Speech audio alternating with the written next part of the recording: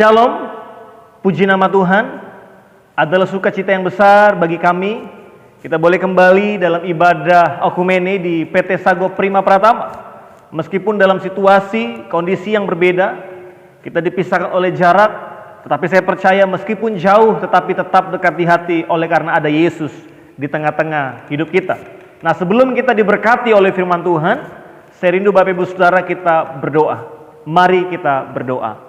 Kami mengucap syukur ya Allah yang kami kenal, yang kami sembah di dalam nama Tuhan Yesus Kristus. Kami bersyukur buat segala anugerah yang Tuhan limpahkan dalam setiap kehidupan kami. Kami mengucap syukur juga kesempatan yang Tuhan beri bagi kami. Untuk hari ini kami boleh sama-sama beribadah. Kami boleh sama-sama memuji menyembah Tuhan. Bahkan kami juga rindu sebentar kami diberkati oleh firman-Mu. Oleh karena Tuhan kami berdoa dalam nama Tuhan Yesus. Kami tidak izinkan setiap pekerjaan setan, pekerjaan iblis yang ingin mencuri fokus kami, perhatian kami. Kami patah hancurkan kuasanya di dalam nama Yesus Tuhan. Biarlah kiranya Tuhan Engkau bertahta di tengah-tengah kami. Nama-Mu Tuhan dipermuliakan. Terpuji-puji nama-Mu ya Bapa. Kami siap dengar firman Tuhan. Yang siap dengar firman Tuhan sama-sama katakan amin. Bapak Ibu Saudara yang dikasihi oleh Tuhan, tema firman Tuhan pada hari ini bagi kita adalah mengalami pembebasan seutuhnya. Pembebasan seutuhnya adalah kerinduan Tuhan atas setiap hidup kita. Tuhan merindukan supaya kehidupan kita, keluarga kita boleh mengalami pembebasan seutuhnya secara nyata. Bukan hanya sekedar diimani, bukan hanya sekedar diperkatakan, tetapi sungguh terjadi secara nyata. Yang menjadi pertanyaannya adalah, dibebaskan dalam hal apa? Mungkin dalam situasi kondisi hari-hari ini Bapak Ibu Saudara yang melanda bangsa kita dengan adanya pandemi COVID-19, kita menjadi takut, kita menjadi cemas, kita terbelenggu oleh karena ketakutan kita. Kita terbelenggu karena kecemasan, kekhawatiran masa depan keluarga kita, masa depan hidup kita. Atau juga mungkin kita terbelenggu oleh karena dosa-dosa masa lalu. Tetapi Tuhan merindukan bagi kita untuk kita boleh sungguh-sungguh mengalami pembebasan seutuhnya.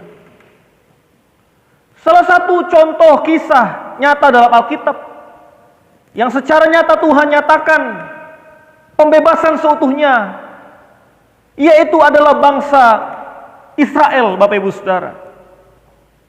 Yang mana kurang lebih 430 tahun bangsa Israel mengalami satu keadaan. Mereka mengalami penindasan. Mereka mengalami perbudakan di Mesir. Tetapi Tuhan menjanjikan kepada bangsa Israel pada masa itu bahwa Tuhan akan menyatakan pembebasan kepada bangsa Israel. Bahkan juga janji Tuhan kepada mereka bahwa bangsa Israel akan memiliki negeri yang berlimpah susu dan madunya.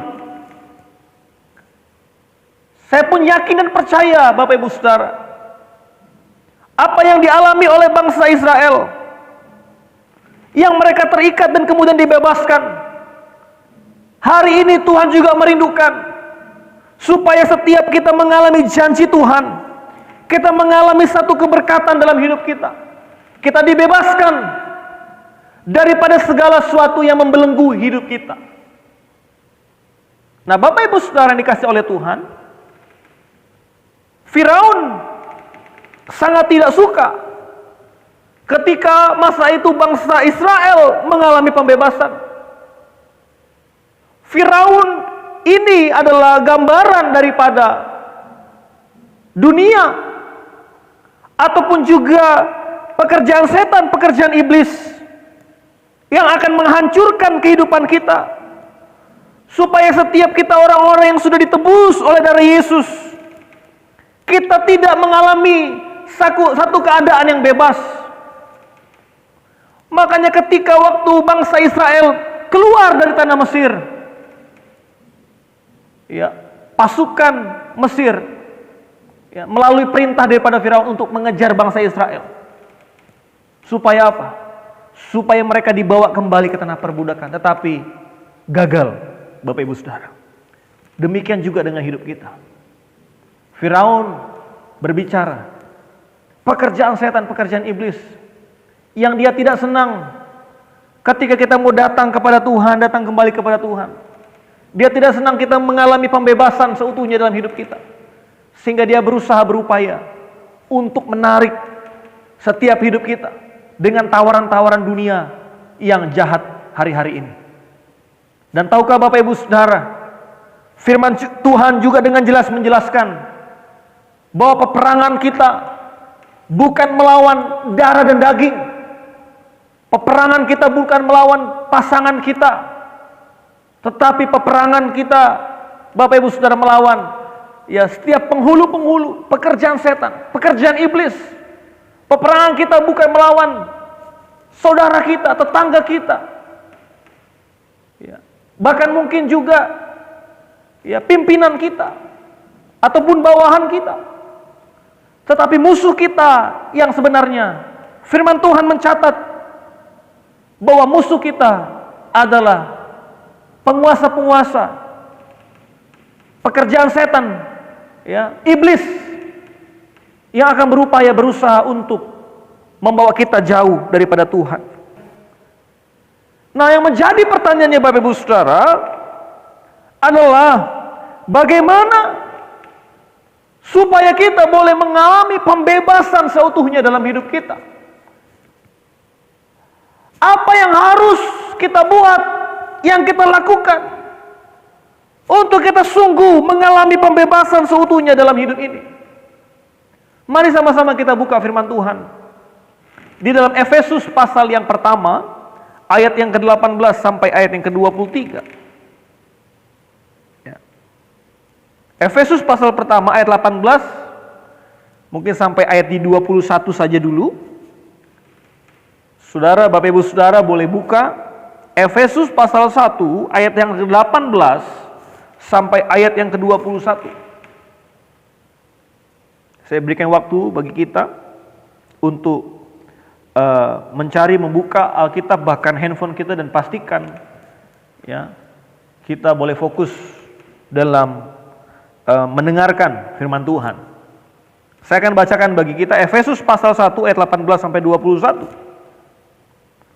Dan supaya ia menjadikan mata hatimu terang, agar kamu mengerti pengharapan apakah yang terkandung dalam panggilannya, betapa kayanya kemuliaan bagian yang ditentukannya bagi orang-orang kudus, dan betapa hebat kuasanya bagi kita yang percaya, sesuai dengan kekuatan kuasanya yang dikerjakannya di dalam Kristus, dengan membangkitkan dia dari antara orang mati dan mendudukkan dia di sebelah kanannya di sorga. Ayat 21, jauh lebih tinggi dari segala pemerintah dan penguasa dan kekuasaan dan kerajaan dan tiap-tiap nama yang dapat disebut, bukan hanya di dunia ini saja, melainkan juga di dunia yang akan datang. Nah, Bapak Ibu Saudara yang dikasih dalam Tuhan, hal yang pertama, apa yang harus kita buat, apa yang harus kita perhatikan supaya kita sungguh boleh mengalami pembebasan seutuhnya dalam hidup kita. Hal yang pertama, perhatikan baik. Yang pertama adalah kita harus percaya kepada Yesus. Kita harus percaya sungguh-sungguh kepada Yesus. Yesus yang adalah merupakan pencipta setiap kehidupan kita, pencipta dunia dan segala isinya. Kita tidak boleh takut. Kita tidak boleh mengalami terbelenggu dengan kekhawatiran hidup kita. Bahkan juga mungkin kita merasa sudah begitu banyak dosa yang sudah saya lakukan dalam hidup saya, dan saya tidak mampu untuk dapat keluar daripada situasi ini. Saya mau katakan, Yesus sanggup. Dia mampu melakukan hal-hal yang besar, hal-hal yang tidak terpikirkan, hal-hal yang tidak mungkin menjadi mungkin bagi Tuhan. Saudaraku yang dikasih dalam Tuhan, coba sama-sama kita buka dalam Mazmur pasal yang ke-91 ayat yang pertama sampai ayat yang kedua. Mazmur 91 ayat yang pertama sampai ayat yang kedua. Saya akan bacakan bagi kita sebagai ayat referensi. Hal yang pertama, untuk kita boleh sungguh mengalami pembebasan seutuhnya, kita harus percaya kepada Yesus dengan sungguh-sungguh. Mazmur 91 ayat yang pertama dan ayat yang kedua saya akan bacakan bagi kita. Dikatakan demikian: orang yang duduk dalam lindungan yang maha tinggi dan bermalam dalam naungan yang maha kuasa akan berkata kepada Tuhan, tempat perlindunganku dan kubu pertahananku, Allahku yang kupercayai. Coba saudara perhatikan, saya menggarisbawahi ada frase kata maha tinggi, dan kemudian ada frase kata maha kuasa. Maha tinggi yang dimaksudkan di sini, Bapak Ibu Saudara, menunjukkan bahwa dia lebih besar daripada ancaman apa saja yang kita hadapi. Bahwa kuasa Yesus lebih besar daripada segala sesuatu yang kita hadapi, yang kita alami. Sehingga saudara harus mengubah paradigma saudara. Saudara jangan hanya fokus kepada sesuatu masalah yang besar dalam hidupmu, tetapi saudara harus mengubah mindset saudara, mengubah paradigma saudara, bahwa Dia Allah yang maha tinggi, menunjukkan bahwa kuasanya lebih besar daripada segala sesuatu yang kita alami. Seringkali kita hanya berdoa kepada Tuhan, kita salah berdoa, kita mengatakan bahwa Tuhan, lihatlah betapa besar masalahku. Saudara hanya fokus kepada masalah. Tetapi seharusnya yang saudara dapat lakukan, saudara doakan adalah, hai masalah, lihatlah betapa besar Tuhanku. Ini menunjukkan bahwa Allah yang kita sembah dalam Yesus Kristus adalah Allah yang maha tinggi. Berikutnya perhatikan di situ, ya, dari Mazmur 91 ayat pertama, ada frase kata yang maha kuasa, menekankan bahwa kuasanya sanggup, ya, kuasanya sanggup untuk menghadapi segala sesuatu. Dia maha kuasa. Tidak ada sesuatu yang tidak dapat Dia lakukan, saudaraku yang kasih dalam Tuhan. Maha kuasa. Dan bukan hanya itu saja. Dilanjutkan di situ bahwa menjelaskan, meyakinkan kita. Ayat yang berikutnya, tempat perlindunganku dan kubu pertahananku, Allahku yang kupercayai. Bahwa seharusnya pengalaman Daud ini meyakinkan kita bahwa kehadirannya senantiasa ada bersama dengan kita. Immanuel. Dia yang sanggup membebaskan kita seutuhnya. Dia yang sanggup membebaskan kita seutuhnya dalam setiap apapun yang kita alami, dalam segala keterikatan apapun yang kita alami, dalam segala sesuatu apapun yang saudara gumulkan hari-hari ini. Dia sanggup. Dia sanggup. Bapak Ibu Saudara yang dikasih oleh Tuhan, hal yang kedua, bagaimana supaya kita boleh mengalami pembebasan yang seutuhnya dalam hidup kita? Apa yang harus kita perhatikan? Kalau yang pertama tadi adalah berbicara bagaimana kita harus percaya kepada Yesus. Kita harus percaya sungguh-sungguh kepada Yesus yang ampunya hidup kita. Dia Allah yang maha tinggi, Dia Allah yang maha kuasa. Tetapi juga yang kedua adalah berbicara, kita harus sungguh-sungguh percaya.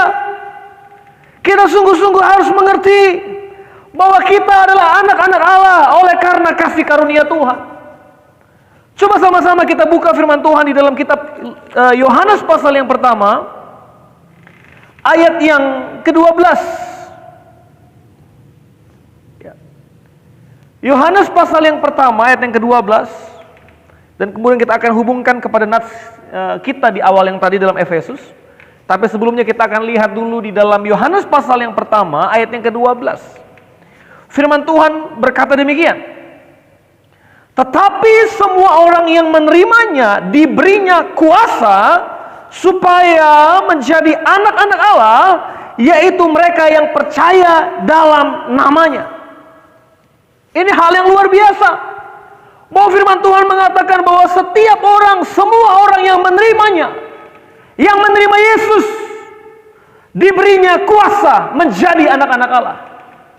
Kita bukan lagi menjadi orang yang biasa, tetapi firman Tuhan mencatat kita diangkat menjadi anak-anak Allah.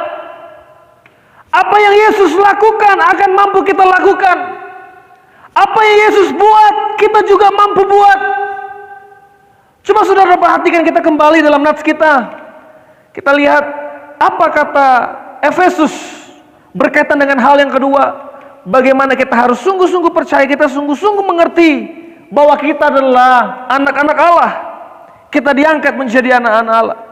Efesus pasal yang pertama tadi, ayat yang ke-22 dan ayat yang ke-23.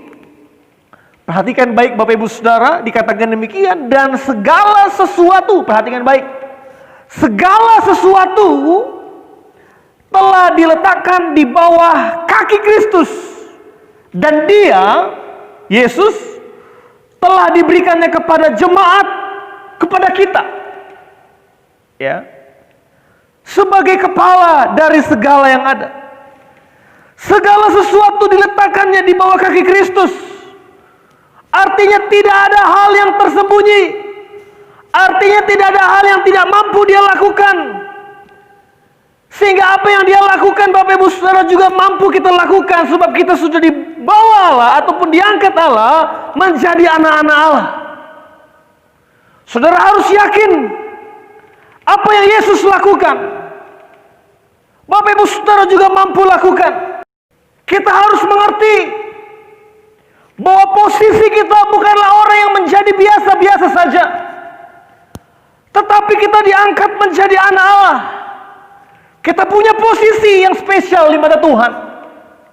Saudara perhatikan dalam kitab Yohanes pasal 14 ayat 12. Kitab Yohanes pasal 14 ayat 12 dikatakan demikian.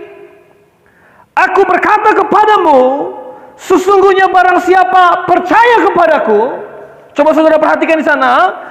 Yohanes 14 ayat 12, aku berkata kepadamu, sesungguhnya barang siapa percaya kepadaku, ia akan melakukan juga pekerjaan-pekerjaan yang aku lakukan. Apa yang Yesus lakukan, maka kita juga akan mampu lakukan. Perhatikan ayat berikutnya. Bahkan pekerjaan-pekerjaan yang lebih besar daripada itu, sebab aku pergi kepada Bapa. Ini ayat yang luar biasa, Bapak Ibu Saudara. Bahwa apa yang Yesus lakukan, apa yang Yesus buat, maka kita juga pun mampu lakukan. Tapi terkadang yang menjadi masalahnya, Bapak Ibu Saudara, ada begitu banyak di antara kita, ada begitu banyak orang Kristen, dia lebih percaya ataupun dia lebih terpengaruh dengan situasi kondisi yang ada dalam hidupnya. Saya harus sedikit bersaksi, Bapak Ibu Saudara, beberapa bulan yang lalu, tepatnya bulan 10 tahun 2019, saya berdiskusi, sharing dengan rekan saya kuliah. Kebetulan saya mengambil studi lanjut S2. Kami sharing, dan dia mulai menceritakan apa yang menjadi pergumulannya, bahwa ada kurang lebih 10 tahun dia menikah, tetapi juga Tuhan belum beri. Dan kemudian dia mulai menyampaikan, dia sudah berusaha, berupaya, ya datang ya ke dokter praktek, bahkan urut sana sini, tetapi usahanya pun gagal. Sudah dikasih dalam Tuhan. Dan kemudian saya mulai berkata kepada dia, brother, kalau brother sungguh-sungguh rindu ya akan kehadiran seorang anak di dalam keluargamu, dan usahamu gagal, apa yang kau buat gagal, saya ingin berkata, izinkan Yesus bekerja, menyatakan kuasanya, mujizatnya di tengah-tengah keluarga. Selesai kuliah, Kemudian saya mengatur janji, berdiskusi, kalau misalkan ada waktu brother, saya ingin datang berkunjung ke rumahmu. Dan kemudian singkat cerita, ya, saya datang ke rumahnya dan kemudian kami mulai sharing dan kemudian kami mulai berdoa. Saudaraku yang dikasih dalam Tuhan, luar biasa kasih Tuhan, mujizat Tuhan.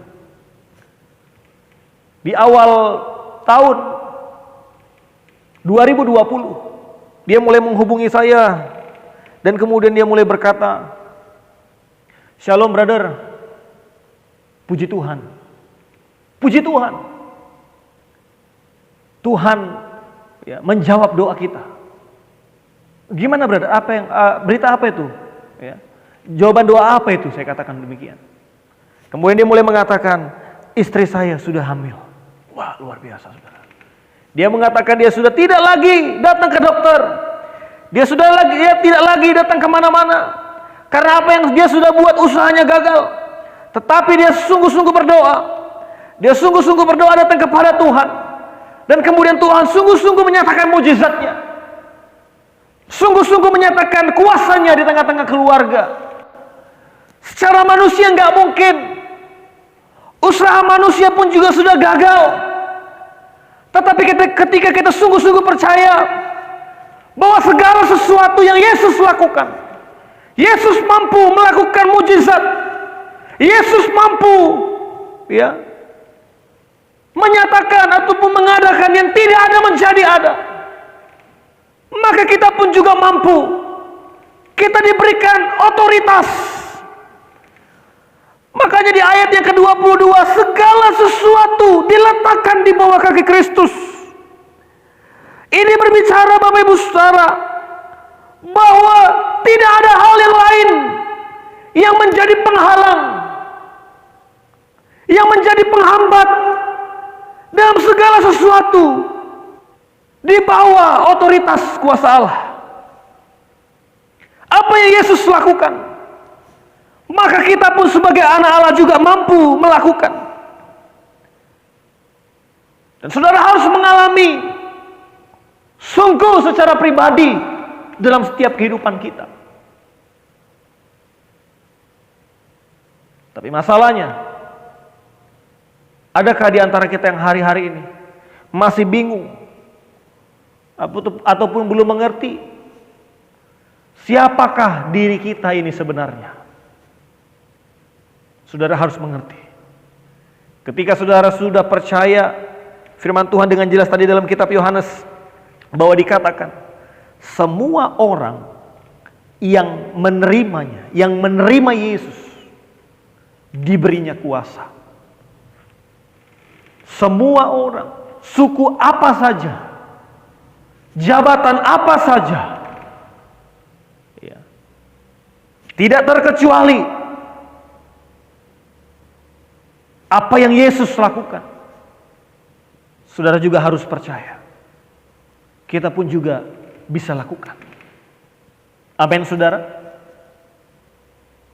Tapi yang harus kita perhatikan, ya, jangan sampai apa yang kita doakan itu hanya untuk memuaskan daging kita. Ya.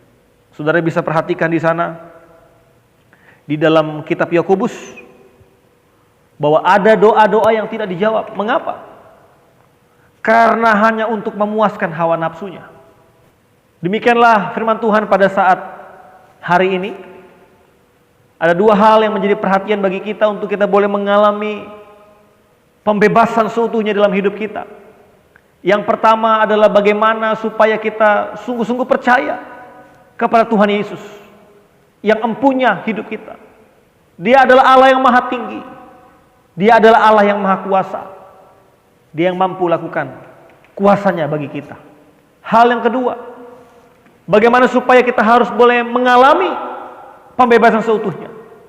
Kita harus mengerti bahwa posisi kita adalah menjadi ataupun diangkat menjadi anak-anak Allah oleh karena kasih karunia Tuhan. Bukan karena kuat gagah kita, tetapi kasih karunia Tuhan bagi kita. Apa yang Yesus lakukan, apa yang Yesus buat, kita pun juga mampu lakukan di dalam setiap kehidupan kita. Demikianlah firman Tuhan pada hari ini. Nanti di ibadah yang kedua, Saya akan melanjutkan kembali poin yang ketiga dan poin yang keempat untuk kita boleh sungguh mengalami pembebasan seutuhnya dalam setiap kehidupan kita. Mari Bapak Ibu Saudara, kita bangkit berdiri dan kita sama-sama berdoa. Kami mengucap syukur ya Allah buat segala anugerah Tuhan yang sudah Tuhan kerjakan bagi kami. Kami sudah mendengarkan firman-Mu. Kami sudah menerima firman-Mu. Tetapi biarlah firman-Mu Tuhan kami terima. Dan biarlah firman-Mu Tuhan jatuh ke tanah hati yang subur. Bukan jatuh di bebatuan ataupun di tanah gersang. Tetapi kami merindukan biarlah firman-Mu yang sudah kami terima sungguh-sungguh bertumbuh di dalam setiap kehidupan kami. Sehingga sungguh-sungguh kami boleh mengalami pembebasan seutuhnya. Pembebasan daripada ketakutan, kekhawatiran, kegelisahan hidup. Atau juga mungkin kami terikat, kami terbelenggu oleh dosa-dosa masa lalu. Kami terikat, kami terbelenggu oleh banyak hal-hal yang membuat kami tidak lagi dapat fokus ketika kami memuji, menyembah Tuhan, bahkan melayani Tuhan. Mari bebaskan kami ya Allah. Oleh karena Tuhan, kami percaya apa yang sudah kami terima membawa kami untuk menjadi pribadi-pribadi yang dibebaskan seutuhnya. Terpujilah nama-Mu Tuhan. Kami bersyukur buat firman-Mu. Haleluya, haleluya. Amin.